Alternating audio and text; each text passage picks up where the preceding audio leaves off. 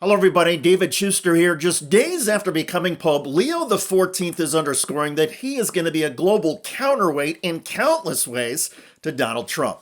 Pope Leo spoke to thousands of journalists at the Vatican, expressed admiration and respect for reporters, and even cracked a joke. Here's part of the report from ABC News. Thank you for this wonderful reception. They say when they clap at the beginning, it doesn't matter much. If you're still awake at the end and you still want to applaud, thank you very much.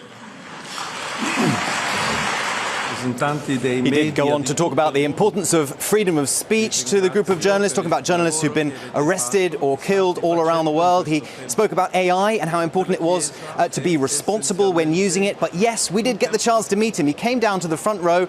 Terry Moran and I were right there. He said, ABC News, you guys tracked down my brothers. They've been on TV more than me, which we thought was a lot of fun. Having fun and laughing with reporters. Now, contrast that approach with how Donald Trump handled a question from an ABC News reporter in the White House Oval Office.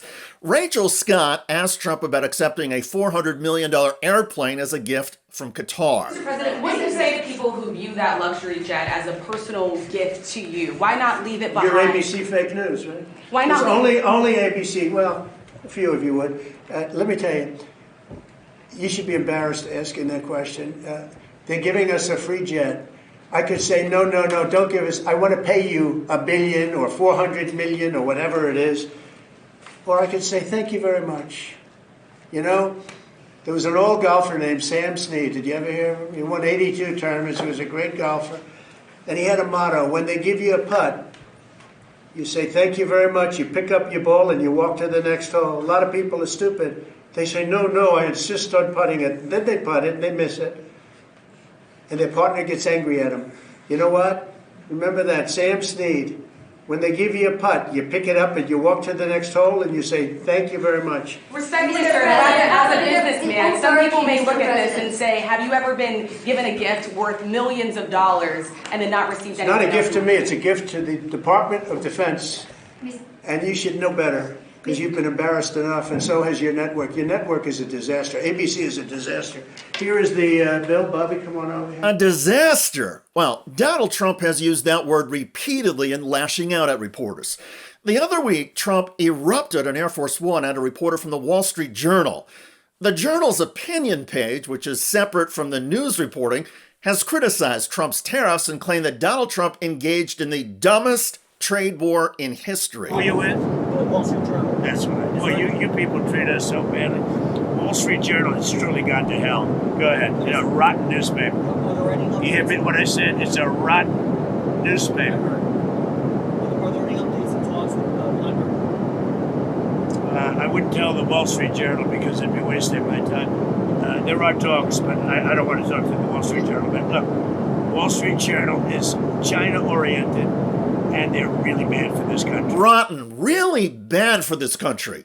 Well, Trump has a long history of throwing insults at reporters who work for news organizations he doesn't like. And Trump also has a habit of melting down when reporters fact-check him or tell him something he doesn't understand.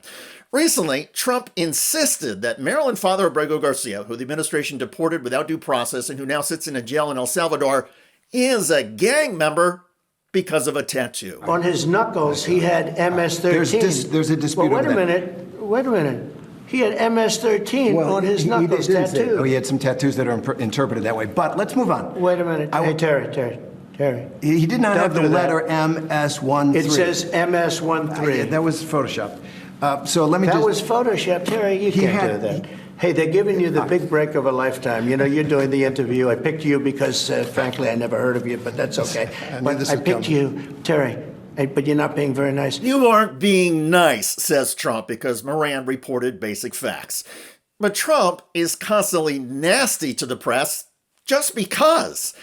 And it goes far beyond personal insults and calling news organizations terrible or awful or a disaster.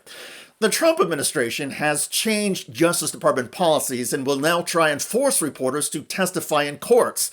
There will also be investigations and prosecutions of reporters. Also, the Trump administration has expressed admiration for tyrannical leaders like Putin and Hungary's Viktor Orban, and Trump has stoked hatred, division, and blame. By contrast, Pope Leo in his first Sunday appearance spoke about inclusiveness, basic decency, and peace. Ad accogliere e accompagnare I giovani. In Italian, the Pope speaking of young people, telling them they can find a home in the church, not to fear, he said, and expressing the hope that Ukrainians can find a true and lasting peace, telling world leaders no more war. Mai più la guerra. And calling for a ceasefire in Gaza and for the release of hostages. And all of that based on humanity. To be fair, Donald Trump has also called for the release of hostages in Gaza, but Trump has said they needed to be released to keep the United States from unleashing unprecedented hell on Gaza. Trump relies on threats and power. Pope Leo is appealing to our better selves. It's now a tale of two American leaders, both standing on the world stage.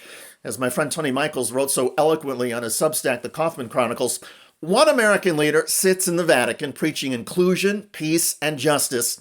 The other American sits in a golden cage on True Social preaching division, cruelty, and greed.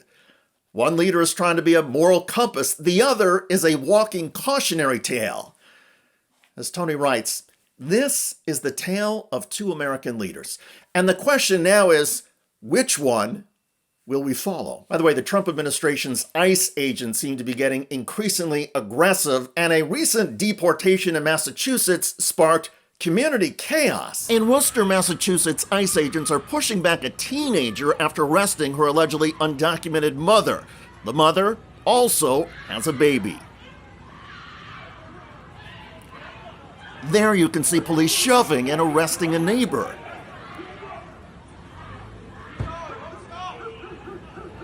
Amidst the chaos, more than 25 people surrounded the ICE agents and demanded they produce a warrant, but the agents refused. Check out that video at the link below. I'm David Shuster. Thanks for joining us.